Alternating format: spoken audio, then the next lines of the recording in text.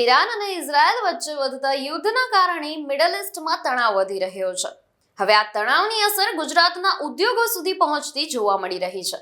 ખાસ કરીને મોરબીના સિરામિક અને પેપર મિલ ઉદ્યોગોમાં ચિંતા વધી છે, કારણ કે માલ સામાનની અવરજવર પર અસર પડી રહી છે. તો આખરે આંતરરાષ્ટ્રીય પરિસ્થિતિ મોરબીના ઉદ્યોગોને કેટલો ફટકો પહોંચાડશે?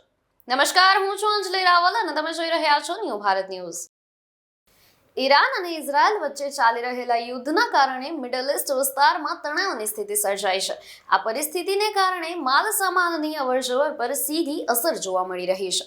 તેલ અને ગેસ સંબંધિત શિપિંગ ખોરવાતા અનેક ઉદ્યોગોને ફટકો પડી રહ્યો છે.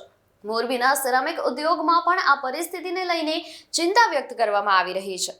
સપ્લાય ચેઇન અસરગ્રસ્ત બનતા ઉદ્યોગકારો મુશ્કેલીનો સામનો કરી રહ્યા છે. રો મટીરિયલ્સ લઈને આવતા શિપ્સ અટકતા ઉત્પાદન પ્રક્રિયા પર અસર પડી રહી છે. આ પરિસ્થિતિ વચ્ચે મોરબીના પેપર મિલ ઉદ્યોગ પર પણ સંકટના વાદળો ઘેરાતા જોવા મળી રહ્યા છે. અત્યારે જે યુદ્ધની પરિસ્થિતિ સર્જાણી છે એના કારણે મોરબીમાં પેપર ઇન્ડસ્ટ્રીઝમાં ઘણી જ અસર થાય છે.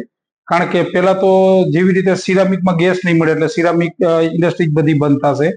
અમારું આશરે 60% પ્રોડક્શન છે એનું કન્ઝપ્શન બધું સિરામિક આઈને જોડાયેલું છે. એટલે જો સિરામિક બંધ થશે તો પેપર મિલ પર ફરજિયાત બંધ કરવી પડશે. એમાં ને બીજું સેકન્ડ નંબરની અંદર જે અમારે અત્યારે વધારે પડતું 70% ઇમ્પોર્ટ વેસ્ટ હોય છે. જે આ વેસ્ટ આવે છે એ બધું ઇમ્પોર્ટ કરીએ છીએ. તો તેમાં પણ કન્ટેનરના ભાડા વધી ગયા છે. એના કારણે નવા માલ આવવાની શક્યતા રહેશે નહીં. ને એક્સપોર્ટમાં પણ આ જ તકલીફ ઊભી થઈ રહી છે. એટલે એના કારણે જો આવનારા ટાઈમની અંદર રેગ્યુલર નહીં થાય, યુદ્ધ બંધ નહીં થાય તો પછી અમારે મિલો પણ બંધ કરવી પડશે, આવું અમને દેખાઈ રહ્યું. આપનું શું માનવું છે? અને કોમેન્ટ સેક્શનમાં જરૂરથી જણાવશો અને ન્યૂ ભારત ન્યૂઝને લાઈક, શેર અને સબસ્ક્રાઇબ કરશો. નમસ્કાર.